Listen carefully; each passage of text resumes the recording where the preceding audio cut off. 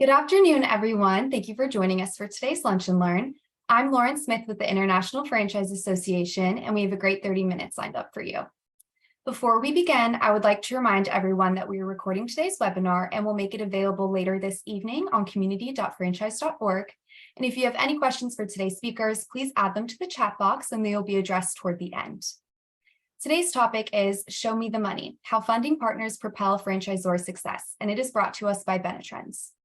Here to provide today's discussion is Michael Minitelli, VP of Business Development at Benetrends, Danielle Wright, Chief Development Officer at Premium Service Brands, and Dave Warren, VP of Franchise Development at Buzz Franchise Brands. Thank you all for joining us today, and thank you to Benetrends for sponsoring today's Lunch and Learn. I'll go ahead and turn things over to you. Thank you, Lauren, and thank you everybody for joining today's Lunch and Learn. My name is Mike Minitelli. I am Vice President of Business Development at Benetrends Financial. Benetrends is a 40-year-old funding company that really helps potential entrepreneurs assess their options when it comes to funding a business or a franchise and just educate themselves on all the options that are out there. We're best known for something called a ROBS plan, which helps individuals utilize retirement funds without tax or penalty burden, but then we also go into traditional lending options that everybody's probably more familiar with: SBA loans, equipment leasing, portfolio loans, unsecured lending options. So although Benetrends is the sponsor for today's Lunch and Learn, this is not about talking about why partnering with Benetrends. This is truly about why partner with a funding company as a franchisor. So I was lucky enough to have two of my close friends and colleagues in the franchise world join me today. Danielle Wright, Chief Development Officer at Premium Service Brands, and Dave Warren, Vice President of Franchise Development at Buzz Franchise Brands. And again, because this is not talking about just partnering with Benetrends, because there's some great funding providers out there, great banks, consultants that help franchisors and consultants educate their clients about all the different options that are out there. So Danielle and Dave, I wanted to thank you for jumping on today to help share your experiences and all the knowledge that you have from a development role and why partnering with some sort of funding provider is helpful. So Danielle, why don't you give us a little bit of background about yourself, your experience in the lending environment, and again, thank you so much for joining. No, thanks for having me. Super excited to talk to you all and kind of just share our history, experience, and what we see as the future with these partnerships. So I am the Chief Development Officer for Premium Service Brands.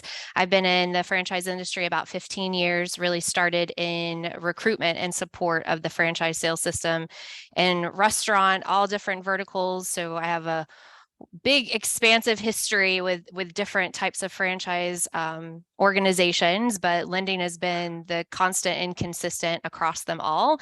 I like Benetrends. I work with a bunch of different groups, but I like the support that you guys give our candidates to kind of also help work through any struggles that they may have, things that they might not share with us. So having those lending relationships is super important. Yeah, absolutely. And thanks for the background, Danielle. And again, I appreciate you sharing your experience and expertise from a development perspective. Dave, why don't you give a little bit of background about yourself? I know you're a legend like Danielle in our world, but why don't you take it away for a little bit? Yeah, thank you, Michael, and thank you, IFA. I'm glad to be here. So Dave Warren, Vice President of Franchise Development for Buzz Franchise Brands. I've been in franchise development for 15 years, man. Time flies when you're having fun, and I tell you, it's been a blast. I was fortunate to work for two young emerging brands in home health to get started after a long career in automotive that really got turned on its head, well, by finance. The financial dominoes come crashing down with The Big Short, and I'm fortunate that I found franchising. A good friend of mine was in development there and took the role. Glad I did. Moved from home health into a brand new startup, ground floor out of Pittsburgh, and retail beauty, and was fortunate to help them grow throughout the United States and Canada. And now with Buzz Franchise Brands, we've got 4 brands that we own under our umbrella, from established 100 plus, mature right at 50, and 2 emerging brands. I could tell you going all the way back to home health, and especially in the beauty brand, funding partners were instrumental in the growth of these systems. Michael even came out, I think it was not too long ago, to Buzz headquarters and participated in one of our consultant days. So they provide a lot of value, and I could honestly say I wouldn't be where I'm at today without them.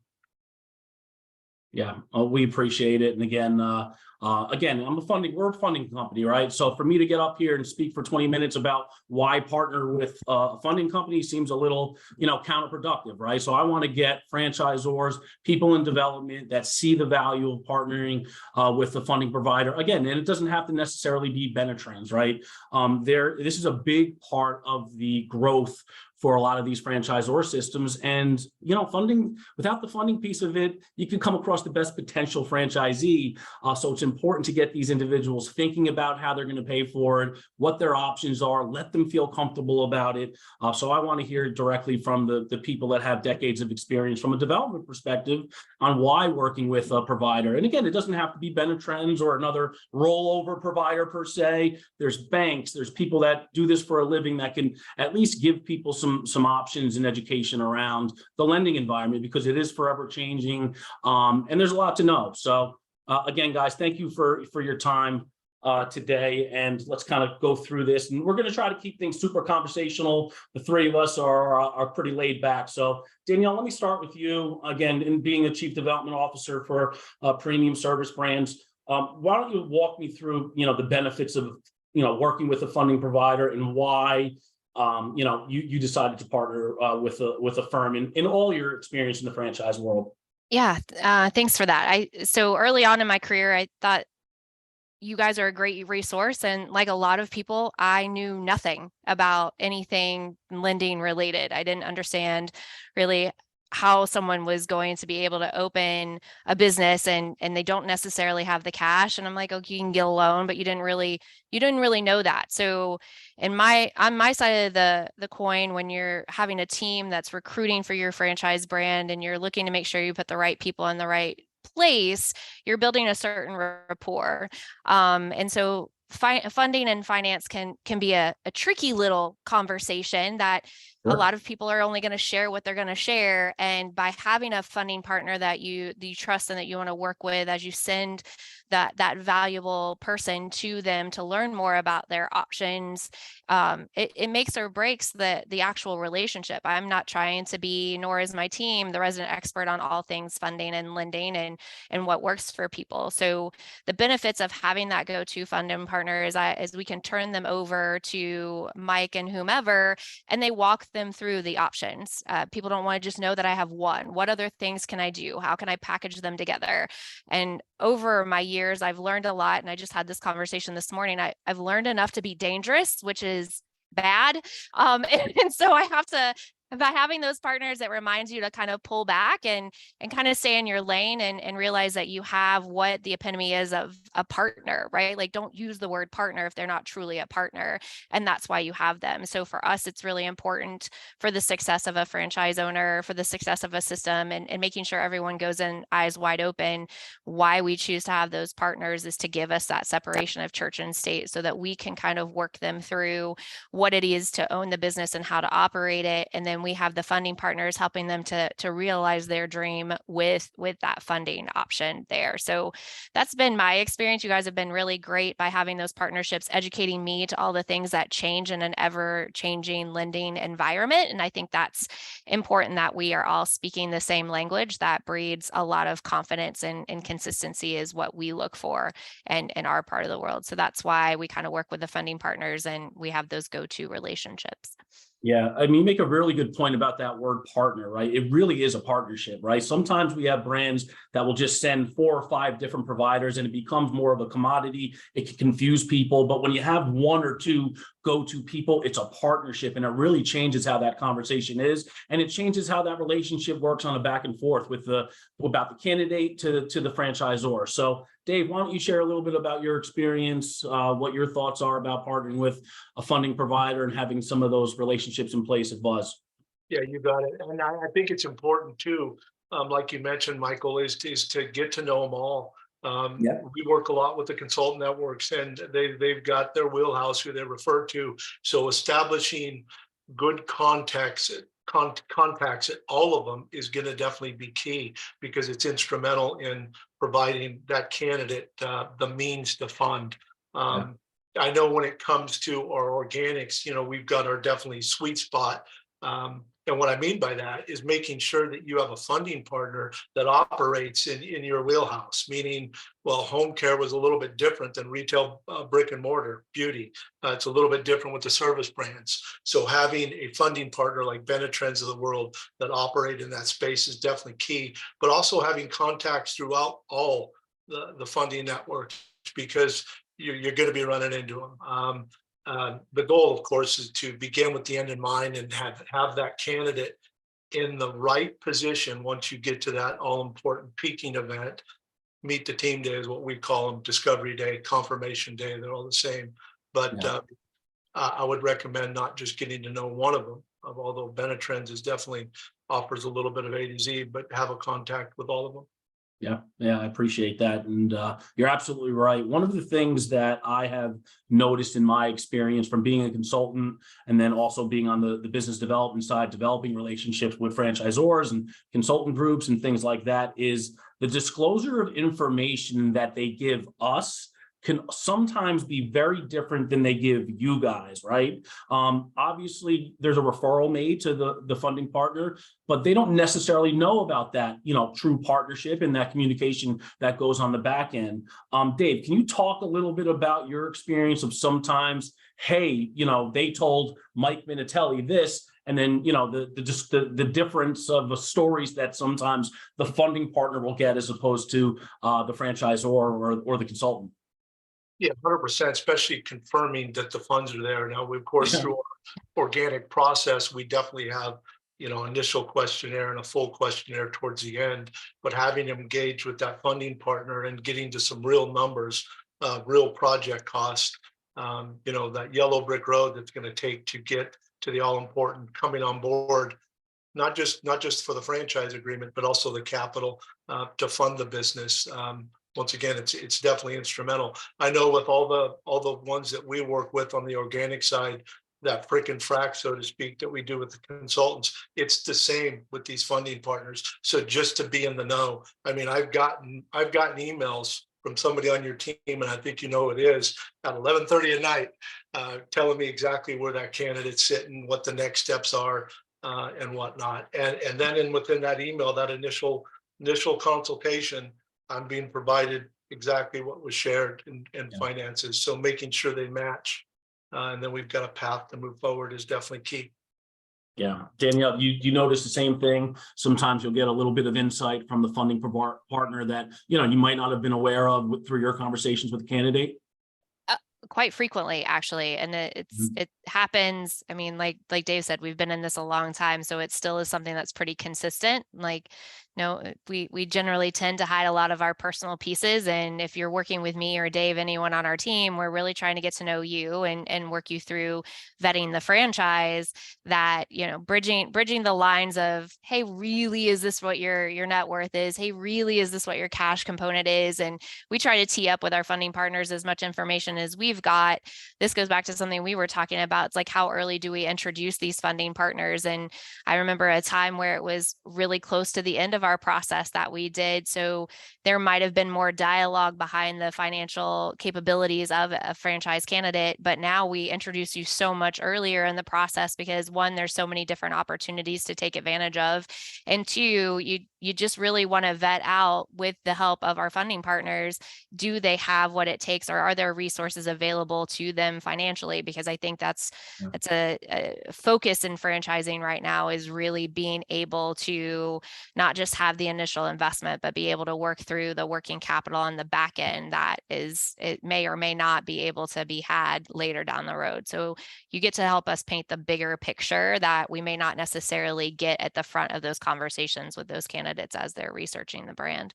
Yeah, no, absolutely great feedback. And one of the things, at least from the funding partner's perspective, that I notice, If a candidate is looking at an SBA loan, right? These banks that are lending the money are very, very different on the appetite that they have for loans. So if somebody's or a franchisor is just letting the candidate go on their own, a lot of people are just going to walk into a local bank that they might have a checkings and savings with.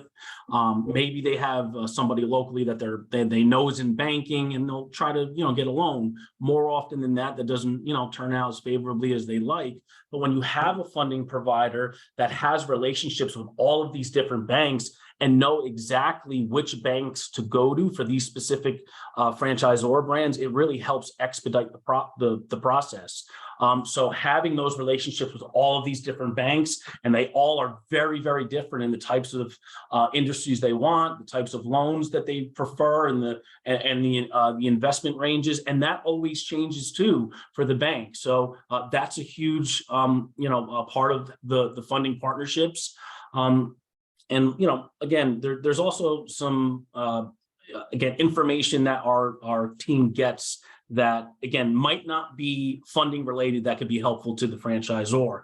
The other thing, at least at Benetrends, and I'm sure the other funding providers like to do, is sometimes they don't need us, right? Sometimes there's options for these individuals to fund it themselves, leverage some assets they have in maybe their home or portfolio.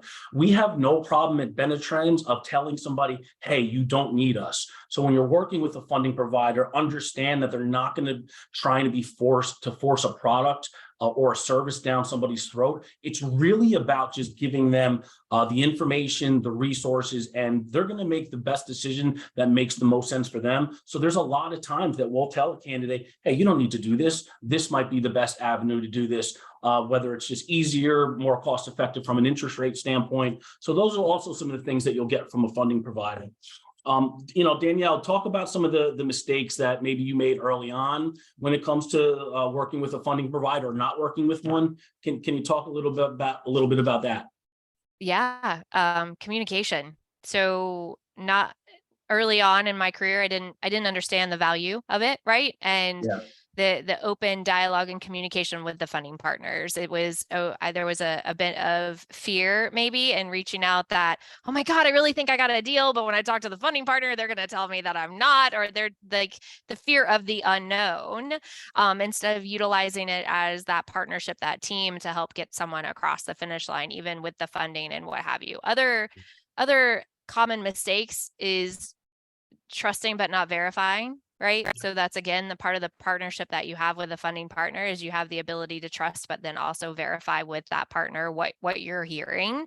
Other mistakes, waiting too long, or again, I'm going to go a little bit more negative, probably choosing the wrong funding partner. Like you said, giving them, hey, here, date 3 of them, see which one you really like. That just really breeds more confusion into an already complicated process as is.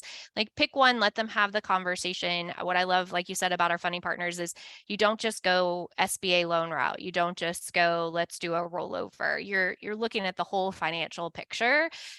Where on the recruitment side, I don't know that we're necessarily doing that as much, except maybe, hey, can you pay the franchise fees, and do you have enough money to be able to borrow and a good credit score, right? So I think some of the mistakes in my past have been not picking one and let's have this conversation. What did you take out of it? If that one's not really the right fit, because you need to trust the lending partner as well as a candidate in the process. If I don't build a rapport with you, I'm not sure that I'm going to share all of my financial information with you. I'm definitely not going to share with you how my process is going with evaluating a franchise. So I think a lot of common mistakes that I have experienced personally have been in and around just not building that rapport with that partner and having that as a trusted advisor. Thank you for that, Danielle. Dave, one of the questions that I constantly get when I'm onboarding a new brand or working with a consultant, when do I send a candidate over to a funding provider? And I know that's kind of changed over the years, right? I think back in the day, we were a little bit later in the process, and we've seen kind of a change of where we're very early in the process. Dave, can you talk a little bit about, hey, at least from your experience, when you would send somebody over to a funding provider? Yeah, it's very important to do a parallel discovery of brand with funding as well. And then, like Danielle mentioned, assuming they're going to go down one path. There's nothing wrong with looking at options. Most people are coming to us and looking at options for franchises. They should do the same thing with the funding partners. So right after that unit economics call, which is normally call 2 in our process, we're going to engage them with the funding partner. And I tell you, even if they think they might not need it, I know self-funding is one thing, but there's a lot of different resources out there. And just providing that candidate the right information on the best path forward for them. And once again, might not be SBA, might not be a rollover.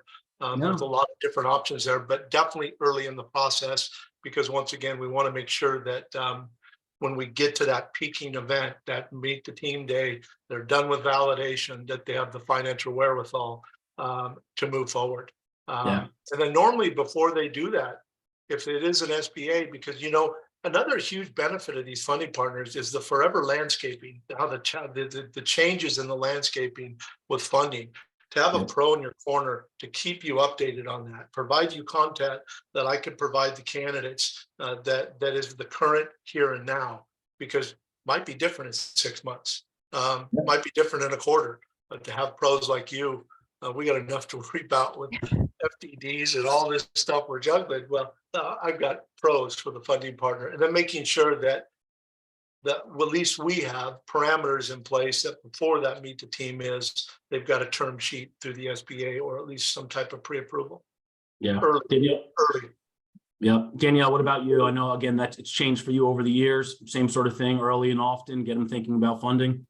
Yeah, I'm not asking them to make a decision. I'm asking them to have a phone call, right? Like again, we work with a lot of consultant groups ourselves, and I love that because they kind of run with that as well, but they take the same thought processes, right? Let's get you talking to that first, along with talking to the franchises that you're going to look at, just because you don't want to introduce them to something that, oh my God, I love, and then they can't really do anything to obtain it. That hurts us all, and it's not a fun space. So there was a time early on that like funding came back towards the end of it because the timelines were shorter. There were different programs in place, and as we all know, that's changed a lot in the past 10 years. So getting them started early, answering their questions. I think I get more questions around funding than I do anything in any kind of sales process of a franchise. And I think it's the sooner you can do that, they can bite the toe of the elephant instead of eating the whole thing and having to become like, oh, I got to make a decision. So I think the earlier that you can do that, the better you are from an education standpoint. Yeah, and sometimes the education that they'll get from a funding provider is the matter of them doing 1 unit or 3 units, right? Most people have no idea that they can leverage retirement assets without tax or penalty burden, right? Once they learn that they have access to that liquidity, all of a sudden they're like, wow, I feel a lot safer and a lot more comfortable with this investment of going to, lock up an entire territory. So that could be a huge, advantage of working with the provider. And the same thing with getting to a no quicker. I know how busy the development, people we work with at Benetrends and our consultants, sometimes getting a no, or this person's not going to be qualified for a variety of different reasons, is a good thing. You could put them to the bottom of the sort of the priority report and move on to the candidates that are going to be fundable and that are going to qualify. So thank you guys both for the feedback. I want to try to get through the next couple quickly so we leave some time for some questions, talking about some of the resources that you get with working with a funding provider. Dave, you mentioned a little bit. I came down to Virginia Beach last year and talked to the Buzz team and some of the consultants that were there, and just educating them about, again, the ever-changing lending environment, why partner with a funding provider, and get everybody educated and on the same page when it comes to funding. What are some of the other resources that you see? Yeah, we just for one, we had a lunch and learn for our entire team at Buzz because of the explosive growth. We got a lot of new people on in all departments and might not really have a knowledge of franchising and franchise development. So of course the franchise development team, Angela, our chief marketing officer, ran the presentation, but at the end I had a recorded presentation from one of our funding partners talking about A to Z. That's the benefits, just a small benefit, but the collateral you've got, the brochures that match that customers, and they will go the extra mile. I think it's a huge resource. Yeah, and this right now, what we're talking about literally during this quick lunch and learn, this is exactly what you get when you work with a funding provider, right? We do this for people that have a large number of leads that they want to educate about the lending environment. Again, it's not usually a Benetrends sort of, parade. It's about educating them on their options. So I know ourselves, other providers can provide materials that the development team can incorporate in their process so they get their candidate dates thinking about funding early and often. There's calculators that can actually act as a lead resource tool. So those are all the benefits that you'll get working with the funding provider. Again, I'm not going to spend any time talking about Benetrends. We have a great 40-year reputation. We would love to work with people that are out there, but there's other funding providers along with us. This is really educational about why you partner with somebody like Benetrends and the brand. So I want to get to some of the questions here. So I'm going to go into the chat really quick. And I'll start with you, Dave. What's the time frame a franchisee can qualify for additional funds if they want to expand their business, based on your experience, maybe working with a franchisee, at Buzz? Sorry, what was the question again? I missed it. What's the time frame a franchisee can qualify for additional funds? I think it's right at the 2-year mark. Matter of fact, that would be a question I think that for each individual lender. It really depends on the bank. I mean, it depends on the situation. Matter of fact, I just referred one of our existing pool scouts. I saw a picture of a pool scout there a second ago that's going to be coming your way. I believe they're right at about 2.5 years in the business. Business is doing very well, thriving, looking for expansion, looking to add some more vehicles and potentially another territory. So I think it's a case by case, but that would be a question for a lender. Some lenders might be a little bit different when this, and it really depends on their finances. Yeah, and it depends on what they go with, what type of business they're in. There's certain, if they move forward with an SBA loan to help launch their initial concept and they want to expand, now they have a relationship with that bank, right? So if a bank can see the success of location one, it's a lot easier to help leverage that success for locations two and expand.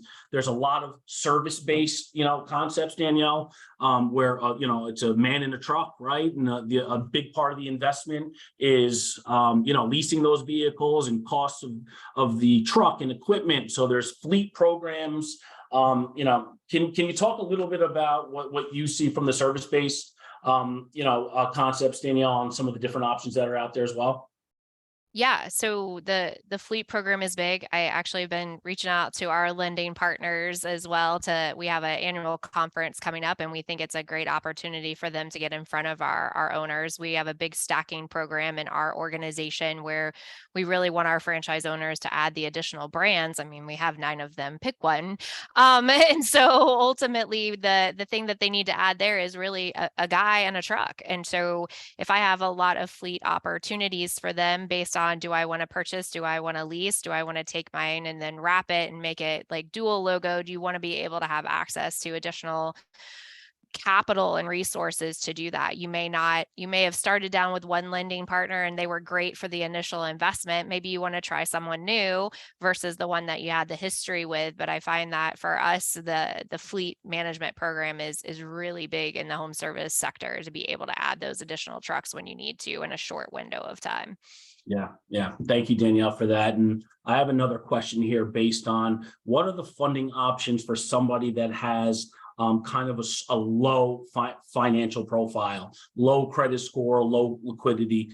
And we get this a lot. I'm sure Danielle and Dave, you guys get this a lot too. The truth of the matter is if they don't have the financial requirements from a credit score, from a liquidity standpoint, it's going to be very hard to get them funded, right?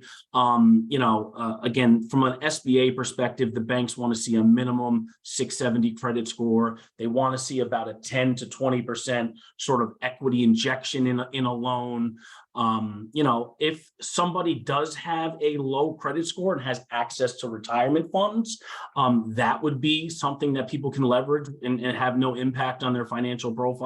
Doesn't matter what credit score you have to access retirement funds or utilize a Rob Rob's plan. But the truth of the matter is, when you have a candidate that's got a credit score in the fives, no cash, no assets, they're just not ready, right? So sometimes it's just a matter of telling them what the requirements are and then helping them work towards that to at some point be able to qualify for funding. But there's no magic wand to take somebody that's got a bankruptcy, $2,000 to their name, a 500 credit score, and get them funding. It's just some of the time we see that a lot. And the truth of the matter is, the only thing that we can do is, hey, this is what the banks are going to look for. This is what you're going to need, and then give them the tools and resources so they can work towards that and have a goal in place. So we say it's not no, it's just not today.